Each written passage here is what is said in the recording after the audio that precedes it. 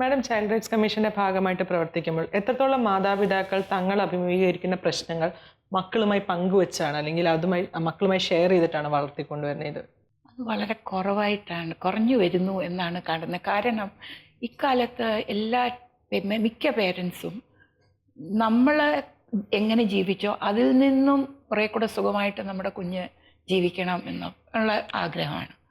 അപ്പോൾ അവരെന്താണെന്ന് വെച്ചാൽ ഒത്തിരി മെറ്റീരിയൽ ആയിട്ടുള്ള കംഫർട്ട്സ് ഇതെല്ലാം കുട്ടിക്ക് കൊടുക്കുന്നതിലാണ്. പല സ്കൂളുകളിൽ ചെല്ലുമ്പോഴും പേരൻസ് വന്ന് പറയും, ഞങ്ങളുടെ കുട്ടിക്ക് ഒന്നിനും ഒരു കുറവ് വരരുത് എന്നുള്ള ഒരു ആറ്റിറ്റ്യൂഡിൽ എന്ത് ചോദിച്ചാലും എന്താഗ്രഹിച്ചാലും അത് 10 മടങ്ങ് കൊടുക്കുക എന്നുള്ളതാണ് ഒരു കണ്ടുവരുന്ന ഒരു ട്രെൻഡ്. പക്ഷേ ഈ ബാല്യമെന്ന് പറയുന്നത് തന്നെ ഒരു ജീവിതത്തിൻ്റെ ഒരു തയ്യാറെടുപ്പിൻ്റെ ഒരു കാലമാണ്. അപ്പോൾ അതുകൊണ്ടാണ് നമ്മളെ ഇപ്പോൾ യുണൈറ്റഡ് നേഷൻസിൻ്റെ ചൈൽഡ് റൈറ്റ്സ് കൺവെൻഷൻ നോക്കുകയാണെങ്കിൽ 4 റൈറ്റ് എന്ന് പറയുന്നതിൽ ഒരു റൈറ്റ് പാർട്ടിസിപ്പേഷനാണ്. പാർട്ടിസിപ്പേഷൻ എന്ന് പറയുമ്പോൾ കുട്ടിയുടെ വോയിസ് കൂടെ കേൾക്കണം എന്നുള്ള ഒരു ഭാഗം, മറ്റേത് കുട്ടിയെ ഒരു ഒരു ഈക്വലായിട്ട് നിർത്തിക്കൊണ്ട്, ഈക്വൽ എന്ന് പറഞ്ഞാൽ കുട്ടിയുടെ ലെവലിൽ ആ എല്ലാ കാര്യത്തിലും കുട്ടിയെ പങ്കെടുപ്പിക്കണം. ഡോക്ടർ നിർമ്മല പറഞ്ഞ പോലെ എല്ലാ കാര്യവും കുട്ടികളെ ഈ ജീവിതത്തിലേക്കുള്ളൊരു തയ്യാറെടുപ്പ് എന്നുള്ള മട്ടിൽ അതിന് സമയം കണ്ടെത്തി പറഞ്ഞു കൊടുക്കണം.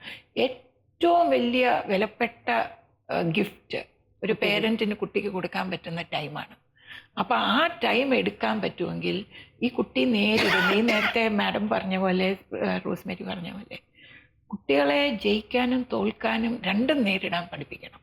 അതുപോലെ ചില കാര്യങ്ങൾ നമ്മുടെ കയ്യിലെല്ലാം കിട്ടത്തില്ല, അതിനെ ഒരു പ്രിപ്പറേഷനിൽ കൂടെ വേണം കിട്ടാനായിട്ട്. അല്ലാതെ എന്ത് കണ്ടാലും അത് എനിക്ക് ആഗ്രഹിക്കണം, എനിക്ക് വേണം എന്നുള്ള, അത് എങ്ങനെയും ഞാൻ നേടിയെടുക്കും എന്നുള്ള ആ ആറ്റിറ്റ്യൂഡ്സ് എല്ലാം ചെറുപ്പത്തിലേ അത് ഗൈഡ് ചെയ്ത് പ്രിപ്പയർ ചെയ്ത് നമുക്കൊക്കുന്ന രീതിയിൽ എന്തിലും സന്തോഷം കിട്ടും.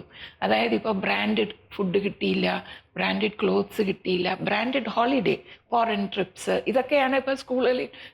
അതില്ലാതെയും ഒരു ഹോളിഡേക്ക് പോയാലും സന്തോഷിക്കാം എന്നുള്ള ഒരു മെസ്സേജ് അത് കൊടുക്കാൻ ഈ പേരൻറ്റിങ്ങിൻ്റെ പ്രിപ്പയർനെസ് ഇതൊക്കെയാണ്. കുട്ടി ഉണ്ടാകാനായിട്ട് നമ്മൾ വേണം എന്ന് നിശ്ചയിച്ചു കഴിയുമ്പോൾ ഒരു കുറേ വർഷത്തെ നമ്മുടെ ലൈഫിൻ്റെ പാറ്റേൺ തന്നെ മാറ്റാനെടുപ്പുള്ള ഒരു തയ്യാറെടുപ്പ്. ജോലി മാത്രമല്ല, ഫിനാൻസസ് മാത്രമല്ല, നമ്മുടെ ലൈഫ് സ്റ്റൈൽ തന്നെ, ജീവിതശൈലി തന്നെ അത് ചെയ്താൽ മാത്രമേ ഇതൊരു മോഡലായിട്ട് നമ്മുടെ ലൈഫ് കുട്ടിക്ക് മനസ്സിലാകത്തുള്ളൂ. അല്ലെങ്കിൽ നേരത്തെ പറഞ്ഞ പോലെ നമ്മളൊരു വഴി ജീവിക്കുന്നു, നമ്മൾ കുട്ടിയോട് വേറെ. ഇപ്പോൾ പലപ്പോഴും ഞാൻ ഓഫീസിൽ എൻ്റെ ഒരു അനുഭവമാണ്, കുട്ടികളെ കൃത്യ ടൈമിൽ സ്കൂളിൽ വിടണം എന്ന് പറഞ്ഞാൽ അവർ വിടും. പക്ഷെ പേരൻറ്റ് തന്നെ ഓഫീസിൽ വരുന്ന ലേറ്റായിട്ടാണ്. ഇത് കുട്ടി കാണുന്നുണ്ട്.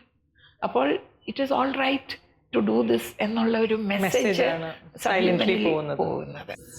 ഈ അടുത്ത കാലത്ത് തന്നെ ഞാൻ ഒരു ഇംഗ്ലീഷ് ലേഡി പറയുന്ന, ഒരു US ലേഡി പറയുന്നതാണ്, എന്തുകൊണ്ട് ഒരു പെൺകുട്ടിയും ആൺകുട്ടിയുമായിട്ടുള്ള വ്യത്യാസം എന്താണെന്ന് ചോദിക്കുമ്പോൾ പറയുന്നത്, ആൺകുട്ടിക്ക് എന്ത് വേണമെങ്കിലും പോയി എക്സ്പ്ലോർ ചെയ്യാം, and he faces the world and he commits mistakes, he learns from the mistakes, his experiences.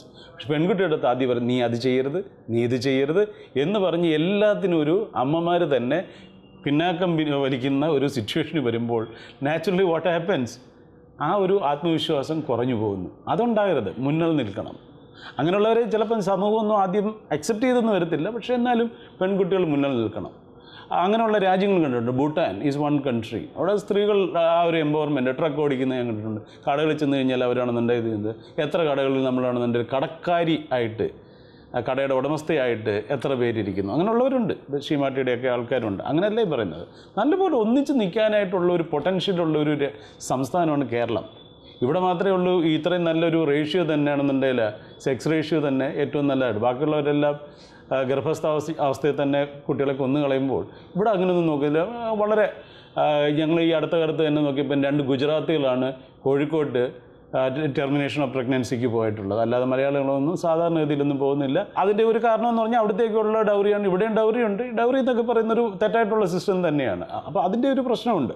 എങ്കിലും ഇതുപോലെ നിൽക്കാനായിട്ടൊരു പൊട്ടൻഷ്യലുള്ള ഒരു സംസ്ഥാനത്ത് അതുപോലെ നിൽക്കുന്നില്ല എന്നുള്ളതും നമ്മൾ മനസ്സിലാക്കണം.